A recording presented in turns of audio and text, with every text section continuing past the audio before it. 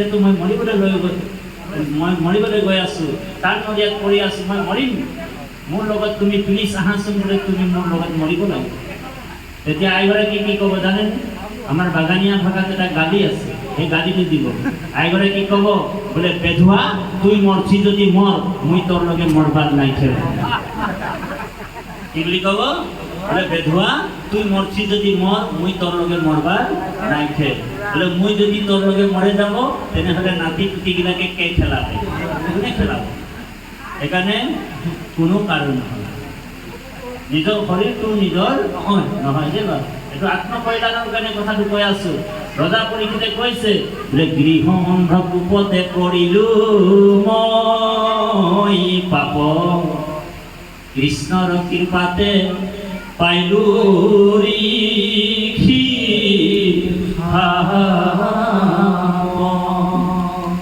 ৰাম জানন্ত বিফলে যায় ভিতৰ সন্ততি, সাপতিয়াই উপজাইলা মোৰ বীৰ কটি। বোলে সাপ নহে এইটো মোৰ পৰম প্ৰসাদ, গৃহ শৰীৰক মোৰ কৰিলা সান। ৰজা পৰীক্ষিতে কৈছে যে যিটো মোৰ বুলি ভাবি আছিল, গৃহ অন্ধকূপতে পৰিলো মই পাপ, কৃষ্ণৰ কৃপাতে পাইলো ঋষি সাপ। আজি ঋষি সাপটো মই ভালৰ কাৰণে পাইছিলো দেখোন। আৰে প্ৰথমেতো মই ভয় খাই আছিলো, এনেই ভয় খাই আছিলো, মোৰ মাটি বাৰী কি হ'ব, ল'ৰা ছোৱালী কি হ'ব। আজি মোক কৃষ্ণই ইমান ধুনীয়া কৃপা কৰি দিছে যে ভাগৱত ভক্তি মই লাভ কৰিম। বোলে জন্মৰ টাইমটোতো মোৰ বোলে জীৱন ধন্য, আৰু মৰিবৰ টাইমতো জীৱন ধন্য। এই দুটা দিন জীৱনৰ আচল দুটা দিনহে আমাৰ দেই বা, সকলোৰে জীৱন দুটা দিন। এই যে মানুহে কয় যে আগত নহয় নাই, জীৱন মাত্ৰ দুদিনীয়া যে কয় যে, এনেই নকয়। এই দুটা দিন আমি ঠিক কৰি ল'ব লাগিব। মানে জন্মৰ দিনটোতো আমাৰ জ্ঞাত নহয়, আমি কেনেকৈ কি কোনটো ৰূপত জন্ম হম এইটো জ্ঞাত নহয়, কিন্তু মৃত্যুৰ দিনটো অকণমান আমি জানো যে মই মৰিবলৈ যাই গৈ আছে। সেইকাৰণে আমাৰ আজিৰ দিনটো আমি ঠিক কৰি ল'ব লাগিব দেই বা। জন্মৰ দিনটো যদি আমাৰ হাতত নাই, কিন্তু মৃত্যুৰ দিনটো গম পাইছো যে আমি অলপ দিনৰ পিছত আৰু হৰি ঔৰাম হৈ যাম। সেইকাৰণে আমি কি কৰিব লাগিব? যিসকল ৰসত চতুৰ যিটো জন কৃষ্ণৰ চৰণে দিয়া মন, যিজন ৰসত চতুৰ হয় সেইজন কৃষ্ণৰ চৰণত মনটো কাট ৰাখিব লাগিব। সেইকাৰণে ফুকনিয়ে কৈছে যে, হে প্ৰভু, হে নাৰায়ণ, মোৰ মনটো যদি গণ্ডগোল হৈ যাব পাৰে। সেইকাৰণে অৰ্জুনক গীতাত অৰ্জুনক কৈছে, হে অৰ্জুন, 18 অধ্যায়ৰ 64 নম্বৰ শ্লোকে 64 অধ্যায় শ্ৰীমদ ভাগৱত গীতা। অৰ্জুনক কৈছে, হে অৰ্জুন, তোমাক আগত যিবিলাক কথা ক'লো, 6টা যুগ কৰ্মযুগৰ কথা ক'লো, 6টা যুগ জ্ঞান যুগৰ কথা ক'লো, 6টা অধ্যায় ভক্তি যুগৰ কথা ক'লো। এতিয়া যিটো কম বোলে, এইটো বোলে একেবাৰে গোপনীয়তকৈ গোপনীয়, প্ৰাইভেটৰো প্ৰাইভেট, গোপনীয়তকৈ গোপনীয় কথাটো এতিয়াহে কম। তো অৰ্জুনে কৈছে, প্ৰভু, ইমান ডাঙৰ লেকচাৰ কেলে মাৰিলে? তেনে যদি গোপনীয় কথাটো ক'বলৈ আছিলে আগতীয়াকৈ কৈ দিব লাগিছিল, 1.5 ঘণ্টাৰ লেকচাৰ কেলে মাৰিলে? তো ভগৱান কৃষ্ণই কৈছে, অৰ্জুনে, আগত যিবিলাক কথা ক'লো সেইবিলাক গোপনীয় আছিল, বুজিছেনে? বোলে এতিয়া যিটো কথা ক'ম বোলে একেবাৰে গোপনীয়তকৈ গোপনীয়, প্ৰাইভেটৰো প্ৰাইভেট কথাটো তোমাক এতিয়াহে ক'ম দেই। তো অৰ্জুনে ঠিক ঠাক হৈ দাদা, এতিয়াহে ভগৱানে আচল কথাটো ক'ব। ভগৱান কৈছে বোলে, সৰ্বগৃহোত্তম ভূয়ং শ্ৰীণু মে পৰম বচ্চ, ইষ্টৌ শশী দৃঢ়মিতি বৈখামি তে শীতম। তোমাৰ হিতৰ কাৰণে মই একেবাৰে গোপনীয় কথাটো কম, শুনা। ভগৱান কৃষ্ণই কৈছে 65 নম্বৰ শ্লোকত, হে অৰ্জুন, বোলে মন্মনা ভৱ মদ ভক্তু মদ যাজি মাম নমস্কুৰু, মামে বসৈসি চৈতন্তে প্ৰতি জানে প্ৰিয় শশীমে। হে অৰ্জুন, মহাপুৰুষ মাধৱদেৱে ঘোষাত অনুবাদ কৰি আমাক জগতৰ হিতৰ কাৰণে বিলাই দিছে দেই বাবু। এই শ্লোকটোকে কৈছে, হে মুত মাত্ৰ সদা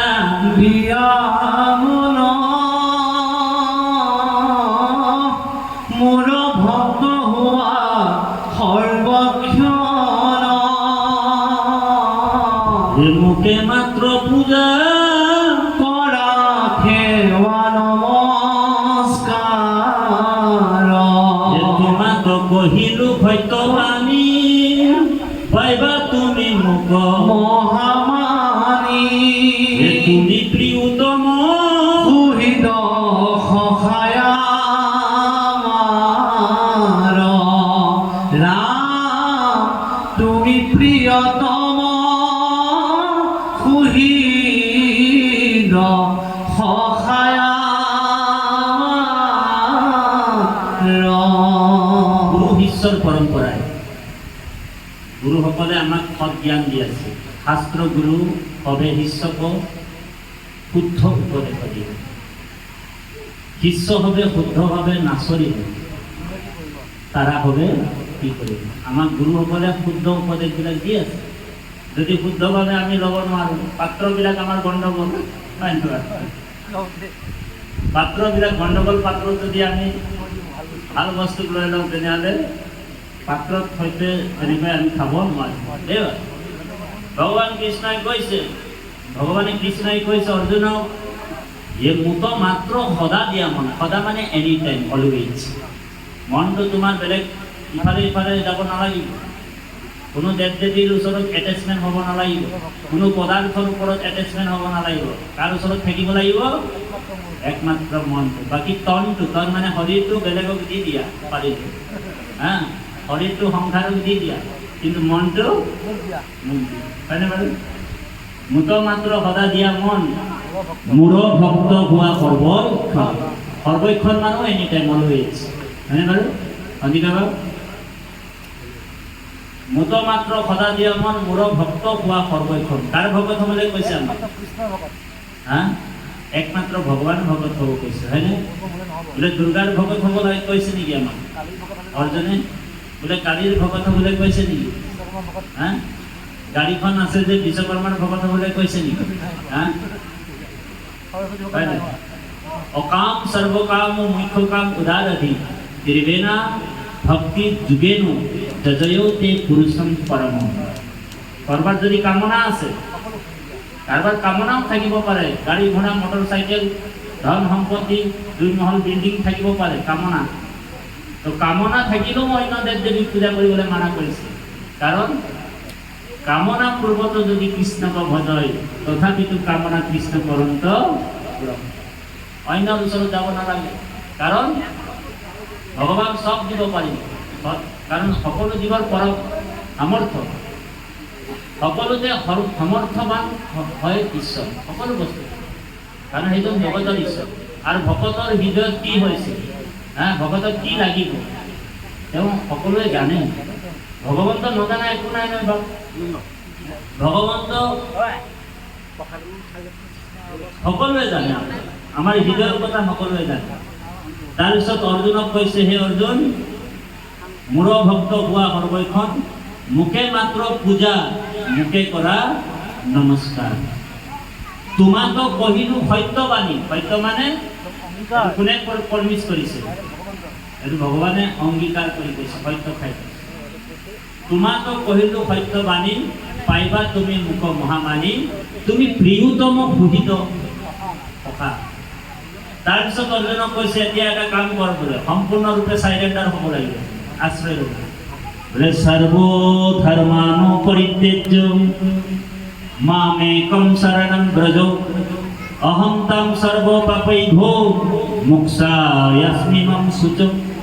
সৰ্বধৰ্মানো পৰিত্যাজ্য মামেকম, কেৱল মোক প্ৰেম কৰা। প্ৰেম কাৰ ওচৰত? প্ৰেম কাক কৰিবলৈ কৈছে? নাতিটোক কৰিব কোৱা নাই, আইগৰাকীক প্ৰেম কৰিবলৈ কোৱা নাই, একমাত্ৰ কৃষ্ণক প্ৰেম কৰিবলৈ কৈছে। ধ্যান দিব দেই, একমাত্ৰ কৃষ্ণক প্ৰেম কৰিবলৈ কৈছে। মোৰ বাহিৰে যদি তোমাৰ এটেচমেণ্টটো যদি আইগৰাকীৰ প্ৰতি বেছিয়ে হৈ গ'ল, তেতিয়াও তুমি বন্ধনত পৰি যাবা। তুমি যদি আইগৰাকীৰ মোহত পৰি গ'লা, মমতাত পৰি গ'লা, কোনোবাই ছাগলীটোৰ প্ৰতি কিছুমান, এই যে হৰিণ পহুৰাৰ কথাটো কৈছে যে জড়ভৰত, হৰিণৰ পহুৰৰ ওপৰত আসক্তি হৈ গ'ল জড়ভৰতৰ, হয়নে বাৰু? আজিকালি মানুহবিলাকে কুকুৰ পুহিছে আৰু কুকুৰৰ প্ৰতি আসক্তি হৈ গ'ল। ঘৰত কুকুৰটো খালে নে নাই, আমুক কৰিলে নাই, কুকুৰটো কোলাত লৈ লৈ, হয়নে বাৰু? আৰু এইবিলাকে আমাৰ কথা। আৰু আমাৰ আগৰ ল'ৰা ছোৱালীবিলাকৰ নামবিলাক শুদ্ধকৈ দিয়ে বা ঈশ্বৰৰ নামৰ লগত হেৰি দিয়ে, কিন্তু আজিকালি নামবিলাকো মানে কুকুৰৰ নাম দি দিছে, টনি, লনি, বনি, জনি, মি, এইবিলাক কুকুৰৰ নাম দি দিছে। নাৰায়ণ, গোপাল, কৃষ্ণ, গোবিন্দ নামবিলাক দি দিয়ে। আজিকালি ল'ৰাটোৰ নাম বোলে কি টনি, মণি, জিন্তু, পিন্তু, এইবিলাক নাম, হয়নে বাৰু? কিন্তু যদি আমি নাম ঈশ্বৰৰে যদি ৰাখি দিব পাৰিলোহেঁতেন আৰু অন্তিম সময়ত কেনেবাকৈ যদি ল'ৰাৰো নাম কৃষ্ণ বুলি কওঁতে আমিও মাতি দিম, অজামিলৰ নিচিনা আমাৰো গতি পাওঁ, হয়নে বাৰু? এইটো শাস্ত্ৰ সন্মত আছে, শাস্ত্ৰ সিদ্ধান্ত দিছে। গতিকে কৃপালু বাপাই সমস্ত সময়ৰ প্ৰতি লক্ষ্য ৰাখি ভগৱানে কৈছে যে হে অৰ্জুন, প্ৰেম কেৱল মুখে কৰিব লাগিব, মোৰ বাহিৰে আৰু বেলেগক প্ৰেম কৰিব নালাগে, তেতিয়াহে মই তোমাক মুখ্য পদ দিম। তো অৰ্জুনৰ প্ৰশ্ন আহিব যে প্ৰভু, তুমি যে কৈ আছা তোমাকে পূজা কৰা, তোমাকে সেৱা কৰা, অন্য মানুহবিলাকে অন্য দেৱ দেৱীৰ পূজা কৰিছে, সেই মানুহবিলাকে পাপ কৰিছে নেকি? ডাইৰেক্ট প্ৰশ্ন। তো ভগৱান কৈছে যে সেই অৰ্জুন, সেই পূজা কেতিয়াও পাপ হ'ব নোৱাৰে। এতিয়া আমাৰ ইয়াতে ধৰি লওক চিমেণ্ট চাপৰি বহুতে পূজা কৰি আছে, সেইসকল পাপ কৰিছে নেকি? বোলে নাই কৰা পাপ। কোনোবাই যদি বিশ্বকৰ্মা পূজা কৰিছে, কালী পূজা কৰিছে, দুৰ্গা পূজা কৰিছে, কাৰণ ভগৱন্তৰ এই সকলো বিভূতি হয়, হয়নে বাৰু? পাপ কেনেকৈ হ'ব? এইটো শাস্ত্ৰ সন্মত কথা। সিদ্ধান্তবিলাক যোনে নাজানে সেইসকলে এইটো ক'ব পাৰে যে পাপ হৈছে। পূজা কৰাটো পাপ নহয়। কোনোবা কাৰোবাৰ আস্থা আছে, কৰিব পাৰে, ইষ্ট দেৱতাক দেৱ দেৱী পূজা কৰিব পাৰে, কিন্তু কৃষ্ণই কৈছে শুনক, অৰ্জুনক কৈছে হে অৰ্জুন, পূজা কেতিয়াও পাপ নহয়, কাৰণ তাত শ্ৰদ্ধা যোগ হৈ যায়, আৰু য'ত শ্ৰদ্ধা যোগ হৈ যায় সেইটো পাপ হ'ব নোৱাৰে। কিন্তু হে অৰ্জুন, তুমি যদি দেৱ দেৱীক পূজা কৰি আছা, ধ্যান দি শুনিব, বৰ গুৰুত্বপূৰ্ণ। অৰ্জুনক কৈছে তুমি যদি দেৱ দেৱীক পূজা কৰি আছা, তেনেহ'লে মই তোমাক দেৱ দেৱীৰ জেগালৈ পঠিয়াই দিম, বুজিছেনে বাৰু? অৰ্জুনক কৃষ্ণই কৈছে হে অৰ্জুন, শ্ৰীমদ ভাগৱত গীতাৰ 9 নম্বৰ অধ্যায়ৰ 25 নম্বৰ শ্লোক কি বুলি কৈছে? হে অৰ্জুন, প্ৰেয়ন্তি দেৱানো দেৱো ব্ৰতা, তুমি যদি দেৱ দেৱীক পূজা কৰিবা, তেনেহ'লে মই তোমাক স্বৰ্গলৈ পঠিয়াই দিম। স্বৰ্গত তুমি বোলে 5 ষ্টাৰ হোটেলত ইন্দ্ৰৰ লগত থাকিবলৈ সুবিধা কৰি দিম, বুজিছে নে? আৰু দেৱ দেৱীৰ লগত বোলে একেলগে 5 ষ্টাৰ হোটেলত থাকিবলৈ সুবিধা কৰি দিম। আৰু যেতিয়া তোমাৰ বোলে পুণ্যটো আদায় হৈ যাব, তেতিয়া দেৱ দেৱীসকলে তোমাক স্বৰ্গৰ পৰা ঢকা মাৰি আৰু আকৌ নৰকত পেলাই দিব। ঔ হৰি ঔ ৰাম বোলে যাবি নেকি স্বৰ্গলৈ? যদি দেৱ দেৱীক পূজা কৰিবলৈ আছে কৰি থাক, বোলে কৰি থাকিলে কি হ'ব? বোলে স্বৰ্গত পঠিয়াই দিম, তোমালোকৰ পুণ্য উৎপন্ন হৈ যাব পাৰে। যদি শ্ৰদ্ধাভাৱে তুমি দেৱ দেৱীক পূজা কৰিবা, তেনেহ'লে পুণ্য হ'ব। পুণ্য 2 প্ৰকাৰৰ, এটা হৈছে ক্ষয় পুণ্য আৰু এটা হৈছে অক্ষয় পুণ্য। ধ্যান দিওঁ, ক্ষয় পুণ্যটো সেই দেৱ দেৱীক পূজা কৰি যিটো পায় সেইটো ক্ষয় পুণ্য। আৰু আপুনি মই যিটো হৰিৰ নাম লৈছোঁ, আজি ভগৱতৰ সম লৈছোঁ, ভাগৱত ভক্তি লৈছোঁ, এইটো অক্ষয় পুণ্য। এইটো বোলে পৰলোকৰ বৃত্ত বুলি কৈছে। এই লোকৰ বৃত্তটো আপুনি চব জানে। আমাৰ সন্দিকৈ বাপে ভাল ডিপাৰ্টমেণ্টত চাকৰি কৰি টকা পইচা হয়তো নিজেই খাবও পাবও পাৰে, হয়তো নাপাবও পাৰে, হয়নে বাৰু? ইহঁতলোকৰ প্ৰপাৰ্টিৰ কথাটো, বেংক বেলেঞ্চটো কিমান আছে চবেই জানে। আপুনিও নিজেও গম পাইছে যে মোৰ 10 কোটি টকা আছে, হয়নে বাৰু? কিন্তু হয়তো ইয়াত খাব পাৰিব পাৰে, হয়তো নোৱাৰিবও পাৰে, হয়নে বাৰু? কিন্তু পৰলোকৰ যিটো বৃত্ত, আজি যিটো শ্ৰৱণ কীৰ্তন ধৰ্ম পালন কৰিলোঁ, ঈশ্বৰৰ নাম গুণ শুনিলোঁ, সেইটো জমা হৈ গ'ল অক্ষয় পুণ্য। বোলে এই পুণ্যটো বোলে আপুনি যেতিয়া ইয়াৰ পৰা ঔ হৰি ঔ ৰাম হ'ব, বৈকুণ্ঠ ধাম যাব, বোলে ক'ত আছে বৈকুণ্ঠ? এই ভাগো বৈকুণ্ঠই হয় দেই, এইটো দ্বিতীয় বৈকুণ্ঠ। আৰু ভগৱান কৃষ্ণই গীতাত কৈছে বোলে ন তদ্ৰভাশ্ৰয়তে সূৰ্য ন শশাঙ্কো ন পাবকো যদ্গত্তা ন নিৰ্বন্তন্তে তদ্ধামো পৰমম মম। এই পৰম ধাম বৈকুণ্ঠ অকল ভকতৰ কাৰণে মই বনাই ৰাখিছোঁ। তাত বোলে সূৰ্যৰ পোহৰে নাই। অৰ্জুনে প্ৰশ্ন কৰিছে আন্ধাৰ নেকি ঘৰ? বোলে নহয়, বোলে মোৰ জ্যোতিৰে জ্যোতিষ্মান হৈ আছে। দেই বাবু, অলৌকিক ধাম। গতিকে অৰ্জুনক কৈছে হে অৰ্জুন, বোলে য়ান্তি দেৱানো দেৱব্ৰতা, তুমি যদি দেৱ দেৱীক পূজা কৰিবা, তেনেহ'লে স্বৰ্গলৈ পঠিয়াই দিম, হয়নে বাৰু? আৰু স্বৰ্গত গ'লে দেৱ দেৱীক তুমি দেৱ দেৱীৰ নিচিনা নিজেও দেৱ দেৱী হৈ যাব, হয় নে বাৰু? 33 কোটিৰ ভিতৰত প্লাছ হৈ যাব।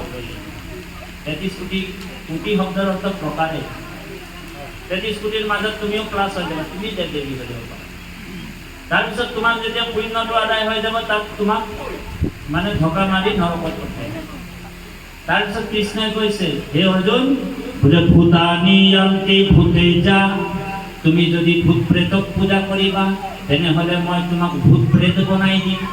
আৰু যেতিয়া তুমি ভূত প্ৰেত হৈ যাবা, ডাহিনী যোগিনী, তেতিয়া মই তোমাক এটা জেগাত চিফ্ট কৰি পঠিয়াই দিম। বোলে কোনটো জেগা? সেইটো কৈলাশপুৰ, য'ত শিৱ থাকে। তাত বোলে শিৱ তোমালোকৰ লিডাৰ হ'ব, বুজিছেনে বাৰু? শিৱ কোন হ'ব? বোলে লিডাৰ হ'ব। আৰু ভূত প্ৰেতবিলাক বোলে তেওঁৰ বোলে অনুচৰ হয়। তাত বোলে তুমি ডান্স মাৰি থাকিবা, ও হৰি ও ৰাম, কিমান নাচিবলৈ আছে, নাচি থাকিবা ডাহিনী যোগিনী হৈ কিনে। ভূত প্ৰেতক পূজা কৰিবা, ভূত প্ৰেত বনি যাবা, আৰু তোমালোকক চিফ্ট কৰাই দিম কৈলাশত। যিমান শিৱৰ অনুচৰ আছে চব ভূত প্ৰেত দেৱা। আজিকালি মানুহবিলাকে ভূত প্ৰেতকো পূজা কৰিছে, অন্ধবিশ্বাস, কুসংস্কাৰ, হয়নে বাৰু? ভূত প্ৰেতক পূজা কৰিছে, বলবম, আজিকালি বলবম কৰিছে। বোলে বলবম কিহৰ কাৰণে কৰিছে? বোলে বলবমটো আগত অসমত নাছিলে। বলবম বুলি আপোনালোকৰ আছে নাই এইফালে? এইফালে নাহে, আমাৰ এইফালে তিনিচুকীয়া ফালে বলবম।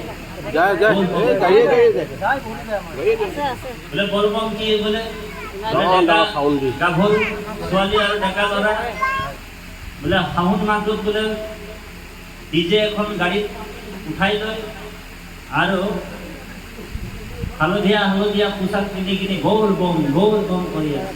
বোলে কেলে কৰি আছে? গাভৰু ছোৱালীজনীয়ে ভাবিছে বোলে মই এটা সুন্দৰ পতি পাম যদি শিৱক পূজা কৰোঁ। লাষ্টত বোলে এটা ভাঙৰিয়া নহ'লে মদাহিয়া পাই যায়। ও হৰি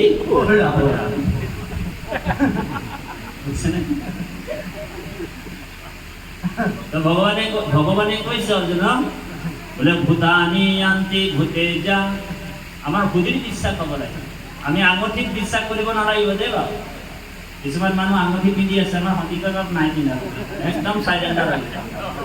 কিছুমান মানুহ আঙঠি পিন্ধি আছে, আপোনালোক আঙঠি খুলি পেলাই দিব, কাৰণ শৰণ লোৱা মানুহ কেতিয়াও আঙঠি নিপিন্ধে।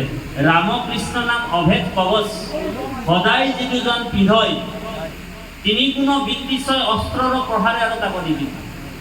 যোনে ৰামকৃষ্ণ নাম অভেদ কৱচ হিচাপে লৈছিলে, কোনে? 5 বছৰৰ দৈত্য শিশু, গোটেই চাৰ্কুলটোতে অকল দৈত্যবিলাকে আছিলে, তেওঁ এশৰণীয়া হৈ আছিল, হয় নে বাৰু? আমিতো ভকতৰ মাজত থাকিও বোলে আমাৰ আজিলৈকে বিশ্বাস অহা নাই কৃষ্ণ, হয় নে বাৰু? গোটেই দৈত্যৰ মাজত কোন আছিলে? প্ৰহ্লাদ আছিলে, 5 বছৰৰ শিশু, ভালকে জ্ঞানো নাই। সেইজন হৰিৰ নামত ইমান সুদৃঢ় বিশ্বাস, হয়নে প্ৰভু? ইমান সুদৃঢ় বিশ্বাস, বোলে ৰামকৃষ্ণ নাম অভেদ কৱচ হিচাপে পিন্ধি লৈছিলে। মহাপ্ৰভু মাধৱদেৱে কৈছে ঘোষাত, বোলে ৰামকৃষ্ণ নাম অভেদ কৱচ, সদায় যিজন পিন্ধয়, তিনি গুণ বিদ্বিষয় অস্ত্ৰৰ প্ৰহাৰে আৰু তাক নিবিন্ধয়। কোনো কাল কেতু গ্ৰহ নক্ষত্ৰ তাক পিন্ধিব নোৱাৰে। সেইকাৰণে ভক্ত প্ৰহ্লাদক ইমান ষড়যন্ত্ৰ কৰিলে তাৰ পিতৃয়ে। হিৰণ্যকশিপুৰ প্ৰহ্লাদ পুত্ৰক নানান দুৰ্গতি দিলা, হৰিৰ নামৰ প্ৰভাৱে তাহান লুম নৰলীয়া। যদি আমিও প্ৰহ্লাদৰ নিচিনা যদি ৰাম নাম বুলিৰ বিশ্বাসে যদি ল'ব পাৰোঁ, তেতিয়া আমাৰো ভগৱন্তই আমাকো ৰক্ষা কৰিব, সংঘ চক্ৰ পদা পদ্ম ধৰি। কিন্তু আমাৰ ৰাম নাম কৃষ্ণ নামত বিশ্বাসে নাই। কোনোবা অকণমান কষ্ট পালে ভগৱানকে গালি দিব, হয় নহয়? আৰু কোনোবা এটা মৌলবীক বিশ্বাস কৰে। মৌলবী মানে মুছলমান মানুহ। মুছলমান মানুহৰ ওচৰত তাবিজ বনাবলৈ গুচি যায়, হয় নে বাৰু? আৰু মুছলমান ভাইজনে কি কৰে, ইয়াৰ পৰা দুটামান দাড়ি ছিঙি কিনি আনে আৰু বিৰিং কৰি কিনি তাবিজটোত ভৰাই কিনি পিন্ধাই দিয়ে। কাৰণ হিন্দু মানুহবিলাক এনেও মানে অন্ধবিশ্বাসত বিশ্বাস কৰে, বোলে সিহঁতক ঠগিবলৈ আৰু ভাল, বুজিছে না বাৰু?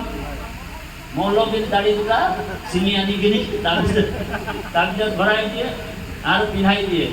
আৰু ই ভাবে বোলে মই আৰু পুৰা আৰু মোৰ ভাল দিন গৈ আছে, হয়নে বাৰু?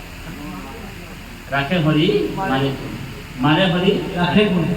হৰিয়ে নাৰাখিলে আমাক জৰিয়ে ৰাখিব নোৱাৰে। যদি কৃপালু বাপাই সমস্ত অন্ধবিশ্বাসৰ পৰা আমি আঁতৰিব, আমি যদি ৰামকৃষ্ণ নাম ভগবন্ত খুঁজি বিশ্বাস কৰি ভক্তি কৰিম, ভগৱন্ত আমাক শংখ চক্ৰ গদা পদ্ম ধৰি ৰক্ষা কৰে।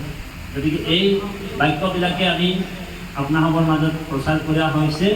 এতিয়া ব্যাস নাৰদ সংবাদ, ব্যাসক নাৰদ লগ পালে বদৰিকা আশ্ৰমত 17 পুৰাণ ৰচনা কৰি, এই কথাটো আমি শ্লোকটো পুৰা কোৱা নাই।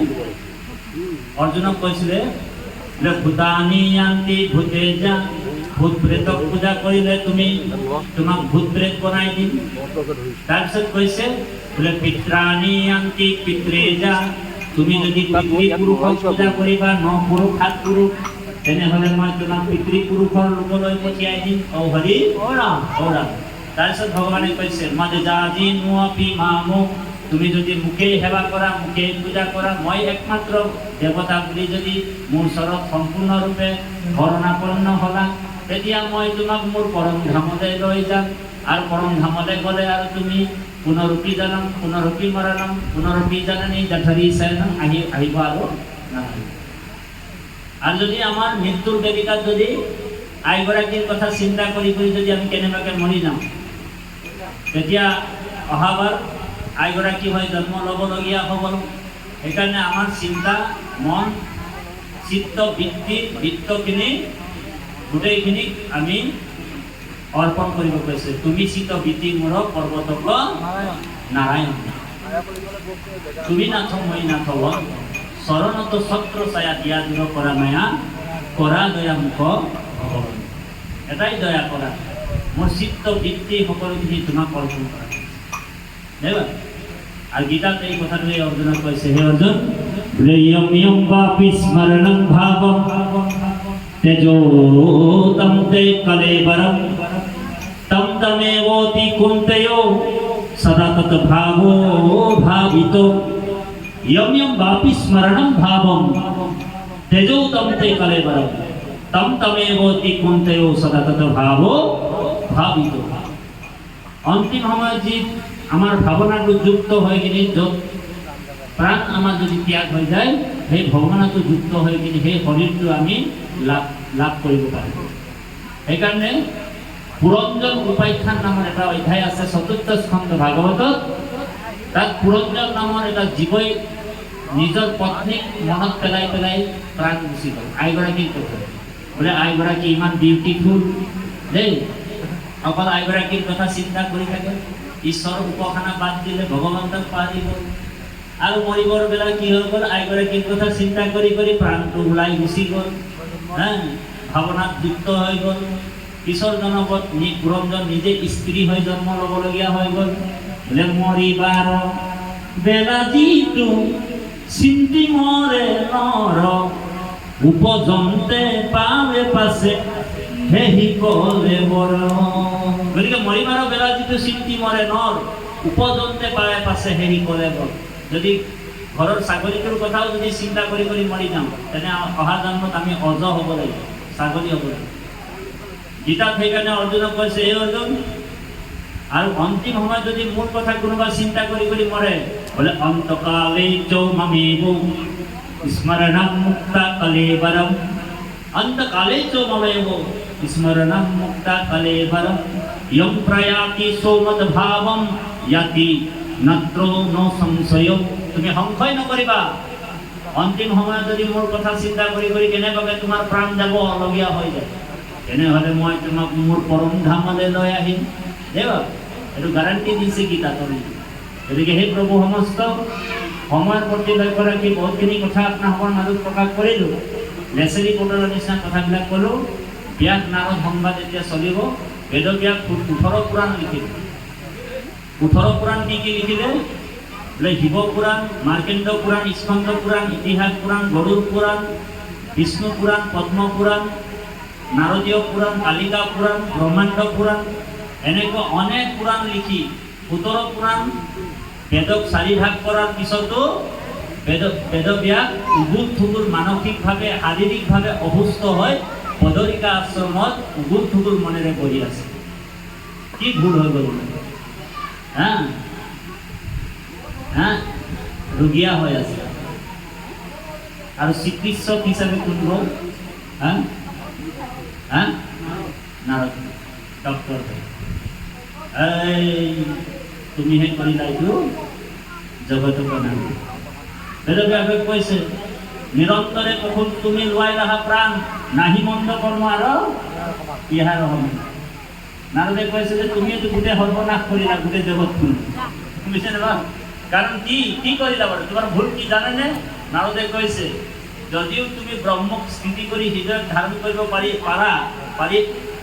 পাৰা কিন্তু তোমাৰ মনটো কিন্তু শান্তি নাই কিহৰ কাৰণে অশান্তি কাৰণ তুমি যিটো বস্তু বোলে ভগৱন্তৰ গুণনাম নাই সেই শাস্ত্ৰ আজিলৈকে তুমি নিৰ্মাণ কৰাই নাই সেই জ্ঞানটো মানুহৰ মাজত বিলোৱাই নাই তুমি ভাগৱত পুৰাণ ভূত তুমি লিখাই নাই আজিলৈকে গোবিন্দৰ চৰিত্ৰৰ কথাবিলাক তুমি প্ৰকাশ কৰাই নাই হয়নে বাৰু প্ৰকটি কৰিছা তুমি অনেক শাস্ত্ৰ কিন্তু তুমি ভগৱন্তৰ লীলা চৰিত্ৰৰ কথা কোনো শাস্ত্ৰতে নিলিখা বেদব্যাসে কৈছে মইতো গীতা লিখিলোঁ হয়নে বাৰু তাততো মই ভগৱন্তৰ লীলাৰ কথা লিখিছোঁ মইতো গীতা ৰচনা কৰিছোঁ তাততো মই ভগৱানৰ কথা লিখিছোঁ মহাভাৰত লিখিছোঁ হয়নে বাৰু তো নাৰদ কৈছে তাত বোলে মোৰ প্ৰভুক তুমি ক'ত প্ৰাধান্য দিলা গীতাত বোলে তুমি বোলে মোৰ প্ৰভুক বোলে প্ৰাধান্য দিয়া নাই নহয় তাত তুমি অৰ্জুনকে হিৰো বনাব কৃষ্ণকতো হাৰতি বনাই ৰাখিব ও হৰি ও ৰা তাত পৰম ব্ৰহ্ম পৰমাত্মাক বোলে হাৰতি কৰি ৰাখি দিলা আৰু অৰ্জুনক তুমি হিৰো বনাই ৰাখি দিলা হা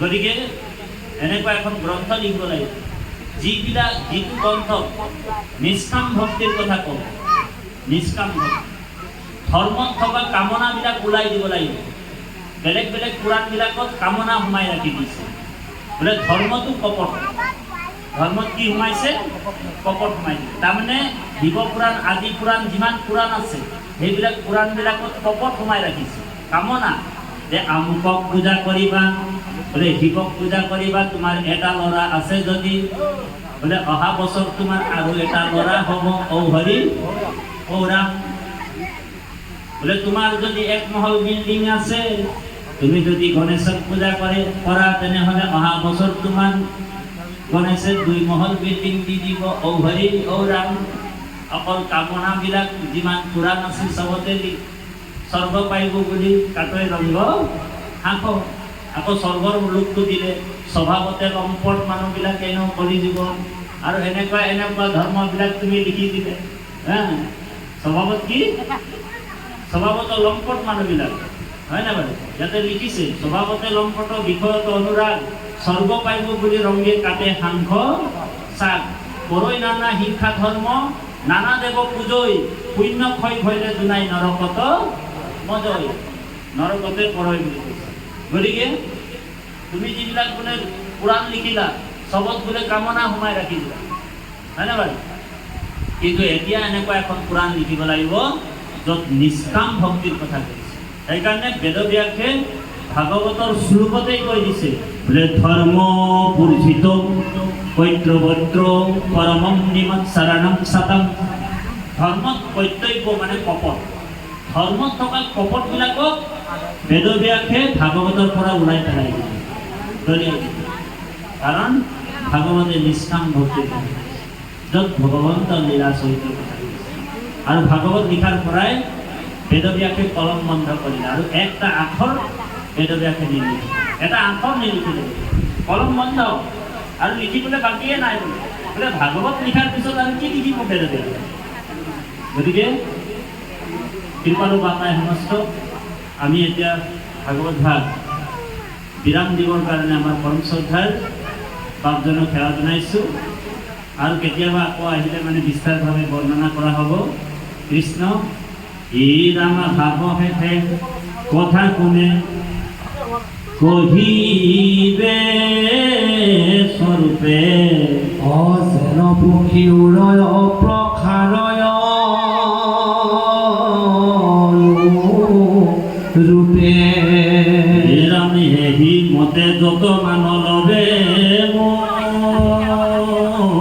নাম অপৰাই কৃষ্ণৰ লীলা তোমাক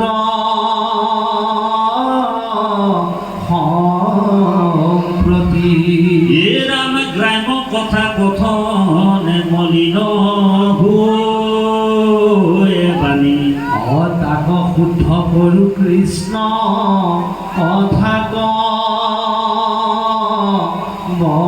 বখানি হে ৰাম কৃষ্ণৰ চৰিত্ৰ মোৰ মহালাভ আছে কৃষ্ণৰ কীৰ্তনে জাতি অজাতি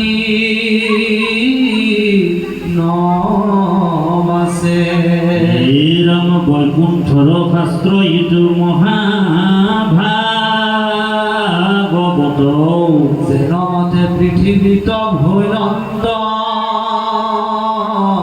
বেকত হে ৰাম শ্ৰীমতে কৰিলা শাস্ত্ৰ ব্যাস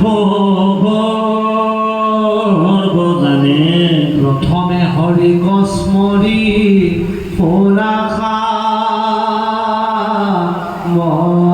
বধানে ৰাম অজীৱতে কৰিলা শাস্ত্ৰ ব্যাস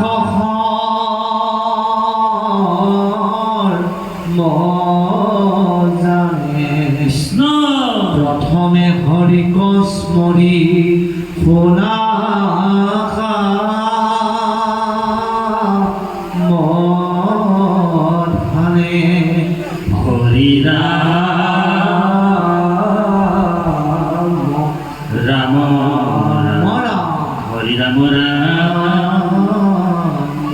জয় ৰাম জয় ৰাম জয় নাৰায়ণ জয় নারায়ণ জয় কৃষ্ণ জয় কৃষ্ণ জয় জগদ্গুরু শ্রীমন্ত শঙ্কর জয় জগদ্গুরু শ্রীমন্ত শঙ্কর ঔ হরি আও হরি ঔ হরাম আও রাম অপরাধ বিনাশন এ তদুনা নারায়ণ জানি নামে বকিলু মরণে আর গতি নাই কেবলনে অপরাধ ক্ষমা করি তুমি দয়া হরি এ মুখ রক্ষা করি শরণে রাম রক্ষা করিও শরণে কৃষ্ণ হরি আও হরি ঔ হরাম আও হরি শিব